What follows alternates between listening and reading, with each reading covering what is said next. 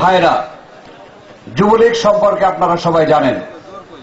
এই যুবলীগ 1972 সালের 11ই নভেম্বর শহীদ যুবনেতা বঙ্গবন্ধুর ভাগ্নে শেখ ফজলুল হক মনি ভাইয়ের হাত ধরে যুবলীগের সৃষ্টি হয়েছিল।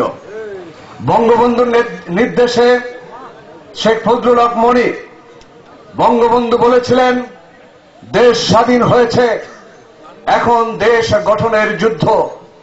এই বাংলাদেশকে সোনার বাংলায় পরিণত করতে হবে, আর সোনার বাংলায় পরিণত করতে হলে আমার সোনার ছেলে দরকার।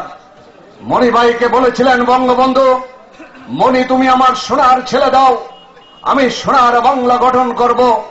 সেই আশা এবং প্রত্যাশা নিয়ে বাংলাদেশের যুব সমাজকে ঐক্যবদ্ধ করবার লক্ষ্যে বঙ্গবন্ধুর নির্দেশে সেদিন ফজলুল হক মনি ভাই যুবলীগ গঠন করেছিলেন। সেই থেকে যুবলীগ আজ পর্যন্ত 38টি বছর অতিক্রান্ত করেছে।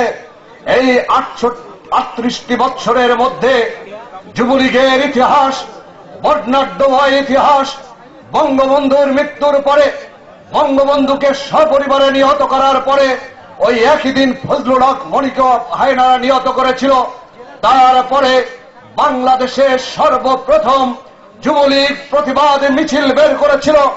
চট্টগ্রামের যুবলীগের নেতা মৌলভী সৈয়দ সেদিন সামরিক জান্তাদের গুলিতে ওই মিছিলে শহীদ হয়েছিলেন। সেদিন যুবনেতা কাদের সিদ্দিকী অস্ত্র হাতে নিয়ে বঙ্গবন্ধুর মৃত্যুর প্রতিবাদ করেছিল, ওই খুনিদের বিরুদ্ধে অস্ত্র ধারণ করেছিল। প্রিয় বন্ধুরা আমার, এই হলো যুবলীগের ইতিহাস। যুবলীগ সেখানেই ক্ষান্ত থাকে নাই। 2003 সালে নারক আজমের নেতৃত্বে এই যুবলীগ খালেদা জিয়ার বিরুদ্ধে যে অন্তহীন সংগ্রাম পরিচালনা করেছিল, সে সংগ্রাম সম্পর্কে আপনারা অবশ্যই অবহিত আছেন। এটা আমার মুখের কথা নয়, বানানো কোনো গল্প নয়, রূপকথার কোনো গল্প নয়। পত্রিকার পাতায় দেখেছেন, বেসরকারি টেলিভিশন চ্যানেলের পর্দায় আপনারা দেখেছেন। আন্দোলন মানেই ছিল যুবলীগ। যেখানে এই অত্যাচার, সেখানে যুবলীগ ওই 4 দলীয় জোটের বিরুদ্ধে রুখে দাঁড়িয়েছিল। 2001 সালে 4 দলীয় জোট সরকার দেশে বঙ্গবন্ধু এভিনিউয়ের আওয়ামী লীগের অফিস কাঁটাতারের বেড়া দিয়ে ঘিরে রেখেছিল। 2003 সালে যখন চেয়ারম্যান এবং সাধারণ সম্পাদকের দায়িত্ব পেলেন, তারপরে আমরা যুবলীগ প্রোগ্রাম দিয়ে অপেক্ষা করে 23 দলীয় জোটের বিরুদ্ধে আওয়ামী লীগের প্রকাশ্য রাজনীতির জয়যাত্রা শুরু হয়েছিল। যুবলীগ শুধু এখানেই থেমে থাকে নাই, প্রত্যেকটি ঘোষণা জননেত্রী শেখ হাসিনার প্রত্যেকটি ঘোষণা বাস্তবায়ন করবার জন্য যুবলীগের অসংখ্য সাথী সেদিন কারাবরণ করেছে, মৃত্যুবরণ করেছে, রক্ত দিয়েছে। প্রিয় বন্ধুরা আমার, 2004 সালের 30 এপ্রিল জননেত্রী শেখ হাসিনা ঘোষণা করলেন, ওই 30 এপ্রিল হাওয়া ভবন। ওই এ আবার কোন ধরনের কথা? 30 এপ্রিল ডেডলাইন দিয়ে কি করে একটি সরকারের পতন ঘটানো যায়? আমরা সেদিন বলেছিলাম, আমরা সৈনিক, শেখ হাসিনার সৈনিক, আমাদের কমান্ডার শেখ হাসিনা। আর সৈনিকের উদ্দেশ্য হল কমান্ডারের বিনা বাক্যে, বিনা দ্বিধায় কমান্ডারের যে কোনো নির্দেশ পালন করা। কমান্ডার নির্দেশ দিয়েছে 30 এপ্রিলের মধ্যে 4 দলীয় জোট সরকারের পতন হবে। নানক আসম ঘোষণা করেছিল, পৃথিবীর কেউ না থাকলেও যুবলীগের কর্মীরা, যুবলীগের সৈনিকরা শেখ হাসিনার এই নির্দেশ পালন করার জন্য প্রয়োজন হলে মৃত্যুবরণ। হাওয়া ভবন ঘেরাওয়ার তারিখ ঘোষণা করেছিলাম। হাওয়া ভবন ঘেরাও করার জন্য ওই ঐতিহাসিক পল্টন ময়দানে সমবেত হয়ে আমরা হাওয়া ভবন ঘেরাও করব। আমরা সমবেত হলাম নানক আজমের নেতৃত্বে। আপনারা টেলিভিশনের পর্দায় দেখেছেন, সেই আন্দোলনে সেই স্পটে আমারও থাকার সৌভাগ্য হয়েছিল। আমরা যখন ওই আজমিস, ওই কমান্ডো বাহিনীরা আমাদেরকে চারিদিক দিয়ে কর্মীরা পঙ্গপালের মতো ওই পল্টন ময়দানে ঝাঁপিয়ে পড়ে জয় বাংলা স্লোগান দিল। আমি আমার জীবনে জয় বাংলা স্লোগানে হুঙ্কার এত ভয়ঙ্কর হয় আমি শুনি নাই। মনে হলো সমগ্র পল্টন ময়দান মতিঝিল কেঁপে উঠছে যুবলীগের জয় বাংলার স্লোগানে। যখন পুলিশ লাঠিচার্জ করেও আমাদেরকে দমাতে পারল না, তখন তারা আজম নানককে গুলি করলো। ওই তার টিয়ার ছেলে এবং রাবার বুলেটে আজম নানক সেদিন আহত হলো। আমরা সেদিন কিন্তু শেখ হাসিনার নির্দেশ অক্ষরে অক্ষরে পালন করেছিলাম। আপনারা দেখেছেন 2006 সালের 28 অক্টোবর যেদিন খালেদা জিয়ার ক্ষমতা ছাড়ার দিন, কিন্তু খালেদা জিয়া ঘোষণা করলেন তিনি ক্ষমতা ছাড়বেন না। আমরা যুবলীগ ঘোষণা দিলাম যতক্ষণ পর্যন্ত খালেদা জিয়া ক্ষমতা না ছাড়বে ততক্ষণ পর্যন্ত মুক্তাঙ্গনে আমরা অবস্থান ধর্মঘট করব। সারা বাংলাদেশের যুবলীগকে নির্দেশ দেওয়া হলো যে যেখানে আছো সেখানে এই সরকারের বিরুদ্ধে প্রতিরোধ গড়ে তোলো। আমরা জয়ী না হতাম খালেদা জিয়ার পতন হতো না। আজকে খালেদা শেখ হাসিনার সরকার ক্ষমতায় আসতো না। ওই 2006 সালের 28 অক্টোবর ছিল একটি মাইল ফলক। সেই মাইল ফলকের মধ্য দিয়ে আজকে আমরা ক্ষমতায় আসতে পেরেছি। 2007 সালে যখন জননেত্রী শেখ হাসিনাকে গ্রেপ্তার করা হলো, জননেত্রী এসেছিলেন, ওই তৎকালীন তত্ত্বাবধায়ক সরকার ঘোষণা করলো মঈন আহমেদ শেখ হাসিনাকে বাংলাদেশে ঢুকতে দেব না। জননেত্রী শেখ হাসিনা যে ব্রিটিশ এয়ারওয়েজে আসতে চেয়েছিলেন তাদেরকে বলা হলো শেখ হাসিনাকে বহন করে আনলে ব্রিটিশ এয়ারওয়েজের বিমানকে ওই ঢাকার রানওয়ে স্পর্শ করতে দেওয়া হবে না। জননেত্রী শেখ হাসিনা বললেন আমার মৃত্যু হবে, আমি বঙ্গবন্ধুর কন্যা, দেশের মানুষের জন্য আমার পিতা রক্ত দিয়েছে, আমার ভাই রক্ত দিয়েছে, আমার মা রক্ত দিয়েছে, আমার ছোট ভাই রাছেল রক্ত দিয়েছে, আমার পরিবারের অসংখ্য সদস্য রক্ত দিয়েছে, আমিও রক্ত দেব।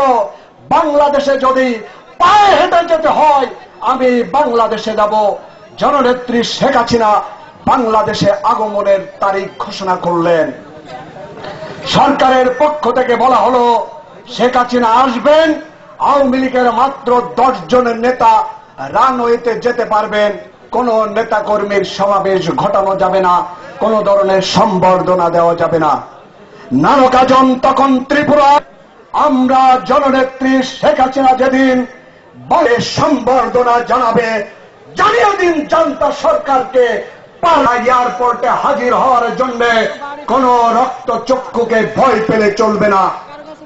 আপনারা টেলিভিশনে দেখেছেন তার আগের দিন রাত্রে তৎকালীন সাধক, তাহলে তার বিরুদ্ধে কঠোর শাস্তির ব্যবস্থা করা হবে। পত্রিকায় লিখেছিল, প্রথম আলোর উদ্ধৃতি দিয়ে আমি বলতে চাই, প্রথম আলোর সাংবাদিক লিখছে আমরা যখন গেলাম নানক আজমের সঙ্গে আমাদের মুহুর্মুহ যোগাযোগ হচ্ছে। তারা বলছে বারবার নানক আজমের কাছে বলি ভাই আপনারা বললেন হাজার হাজার নেতা কর্মী আসবে, কই একটা লোকও তো কোথাও আমরা দেখতে পাচ্ছি না। বললেন ধৈর্য ধরুন, সময় মতো দেখতে পাবেন যুবলীগ কাকে বলে। পত্রিকায় লিখেছিল বিমান রানওয়ে স্পর্শ করল, 10 জন আওয়ামী লীগ নেতা তাকে অভ্যর্থনা জানালেন। শেখ হাসিনার মুখ থমথমে, চিন্তান্বিত, সাংবাদিকদের সঙ্গে কথা বললেন না। এয়ারপোর্ট থেকে বেরিয়ে আসছেন, লোক কোথায়, কোনো লোক নাই। আমরাও চিন্তান্বিত, এ কোন ধরনের প্রোগ্রাম, কোনো লোক নাই, জন নাই। বেরিয়ে আসলাম, যখন বলাকা ভবন বলাকা মোড়ের কাছে শেখ হাসিনার গাড়ি পৌঁছালো, হঠাৎ করে চারিদিক থেকে জয় বাংলা গগন বিদারী স্লোগান, হাজার হাজার যুবলীগের নেতা কর্মীরা রাস্তায় ভরে গেল এবং লক্ষ লক্ষ মানুষ শেখ হাসিনাকে নিয়ে সেদিন সুধা সদন পর্যন্ত পৌঁছে দিলেন। এই হলো যুবলীগ। সেদিন যুবলীগ বলেছিল no Sheikh Hasina, no election, Sheikh Hasina ছাড়া বাংলাদেশে কোনো ইলেকশন হবে না। আমরা সেটাই প্রমাণ করেছি, শেখ হাসিনা ছাড়া বাংলাদেশে নির্বাচন হতে দেয়নি। সেই নির্বাচনে শেখ হাসিনাকে প্রধানমন্ত্রী বানিয়েছি। সেই যুবলীগ এই যুবলীগ আজকে নেতৃবৃন্দের কাছে অনুরোধ, আপনারা যুবলীগের তাদেরকে দেখতে হবে, কোন ধরনের অজুহাত আমরা শুনব না। তাদের ভাগ্যের উন্নয়ন ঘটাতে হবে, তাদের কর্মসংস্থানের ব্যবস্থা করতে হবে। যারা এমপি হয়েছেন, উপজেলা চেয়ারম্যান হয়েছেন, দলের প্রতিটা প্রয়োজনে যুবলীগের ভাইয়েরা শ্রম দিয়েছে, তাদের ভাগ্যের উন্নয়ন ঘটাতে হবে, তাদের কর্মসংস্থানের ব্যবস্থা করতে হবে। না হলে কিন্তু আমরা ভালো চোখে দেখব না। প্রিয় বন্ধুরা আমার, বক্তব্য দীর্ঘায়িত করব না, শুধু একটি কথা বলতে চাই, খালেদা জিয়া আজকে জনগণ ক্ষমতার থেকে চলে যাওয়ার জন্য, মধ্যবর্তী নির্বাচন দেওয়ার জন্য সরকারের প্রতি বারবার আহ্বান জানাচ্ছেন এবং তিনি তার বাড়ি নিয়ে দেন দরবার শুরু করেছেন। বেগম খালেদা জিয়া, আপনার উদ্দেশ্যে বলতে চাই, রাজনীতি করেন, ষড়যন্ত্র করে কয়েকবার প্রধানমন্ত্রী হয়েছেন। আজকের জনগণ আপনাকে ক্ষমতা থেকে ছুঁড়ে ফেলে দিয়েছে। পেয়েছিলেন 186টি আসন, জনগণ আপনাকে পথে ফেলে দিয়েছে, মাত্র 28টি আসন উপহার দিয়েছে জনগণ আপনাদের অপকর্মের কারণে। আর এক মাদকাসক্ত ছেলে আরাফাত রহমান কোকো, সেও বিদেশে অবস্থান করছে। দেশে আসার কোনো উপায় নাই, কারণ যে অসংখ্য মামলা তাদের মধ্যে দিয়েছিল বিগত সরকার, সেই মামলার হুলিয়া তাদের মাথার উপরে ঝুলছে। আপনি যে বাড়িটাতে রয়েছেন, এখন বলছেন সরকারের সঙ্গে মানবিক দৃষ্টিকোণ দিয়ে দেখেন। মানবিক দৃষ্টিকোণ দিয়ে দেখবো কিভাবে? আপনি দেশের প্রধানমন্ত্রী ছিলেন, বিরোধী দলীয় নেত্রী, যে দেশের মানুষের লক্ষ লক্ষ মানুষ এখনো পথে বাস করে, আপনি একজন রাজনৈতিক নেতা হিসাবে ঢাকার যে ক্যান্টনমেন্টে অবৈধভাবে যে বাড়িতে আছেন, সেই বাড়িটার দাম এখন কমপক্ষে 400 কোটি টাকা। ওই ঢাকার বুকে 9 বিঘা জমির উপর একটা বাড়ি, সেই বাড়িতে অবৈধভাবে আপনি রয়েছেন। এই সরকার আপনার সেই বরাদ্দ বাতিল করেছিল, কারণ সামরিক বাহিনীর আইনে রয়েছে 1 নম্বর ক্যাটাগরির যে জমি, সেই জমি সামরিক বাহিনী কাউকে হস্তান্তর করতে পারে না। কিন্তু তৎকালীন এরশাদ এবং আপনার পাছাটা ওই পদলেহনকারী সামরিক বাহিনীর কতিপয় কর্মকর্তা আপনাকে খুশি করবার জন্য আপনার স্বামীকে হত্যা করে আপনাকে ওই বাড়িটি উপহার দিয়েছিলেন। আপনি এখনো পর্যন্ত সেখানে রয়েছেন। আপনার উচিত ছিল জনগণের নেত্রী হিসাবে ওই বাড়ি ছেড়ে দিয়ে জনগণের কাতারে এসে থাকার। আপনি সেটা করেননি। এই সরকার ক্ষমতা আসার পরে অত্যন্ত নিয়মতান্ত্রিক পন্থায় যখন আপনার সেই বাড়ির, এখন আপনারা বলছেন আসুন আমরা মানবিক দৃষ্টিকোণ দিয়ে দেখি বিষয়টা। থেমে যায় নাই। আওয়ামী লীগের বিরুদ্ধে ষড়যন্ত্র চলছে, ষড়যন্ত্র ছিল 1949-এর বিরুদ্ধে ষড়যন্ত্র চলছে। এই সুদীর্ঘ আওয়ামী লীগের চলার পথে ষড়যন্ত্রকারীরা জনগণ যদি ভালো না মনে করে আপনাকে পাঠাবে না, কিন্তু দোহায় আপনার ষড়যন্ত্র করে ক্ষমতায় যাওয়ার চেষ্টা করবেন না। বাংলার মানুষ সেই ষড়যন্ত্র সফল হতে দেবে না। যুবলীগ বেঁচে থাকতে তোমার কোন ষড়যন্ত্র সফল হবে না, এটা আমরা স্পষ্টভাবে ঘোষণা করছি। প্রিয় বন্ধুরা আমার, আজকে যুবলীগের এই সমাবেশ থেকে খালেদা জিয়াকে স্পষ্ট করে বলে দিতে চাই, ম্যাডাম খালেদা জিয়া, ভুল স্বীকার করুন, জনগণের কাছে অতীতের অপকর্মের জন্য ক্ষমা চেয়ে তওবা করে নতুন করে রাজনীতি শুরু করুন। দোহায় আপনার জনগণকে বিভ্রান্ত করার চেষ্টা করবেন না, পরিণতি ভালো হবে না। প্রিয় ভাইয়েরা আমার, আগামী দিনের লড়াই সংগ্রামে দেশ গড়ার যে সংগ্রামের ডাক দিয়েছে জননেত্রী শেখ হাসিনা, ভিশন 2021 ঘোষণা করেছেন। বাংলাদেশকে ডিজিটাল বাংলাদেশ করে সোনার বাংলায় রূপান্তরিত করবেন। এই সোনার বাংলার সোনার সৈনিক হলেন যুবলীগের কর্মীরা। নানক আজমের নেতৃত্বে যুবলীগ যে উচ্চতায় উঠেছে, সেটাকে ধরে রাখতে হলে সমস্ত লোভ ভুলে যেতে হবে, সমস্ত অপকর্ম থেকে দূরে থাকতে হবে। সুতরাং আপনাদের কাছে অনুরোধ, দোহাই আপনাদের এমন কোন কাজ করবেন না যাতে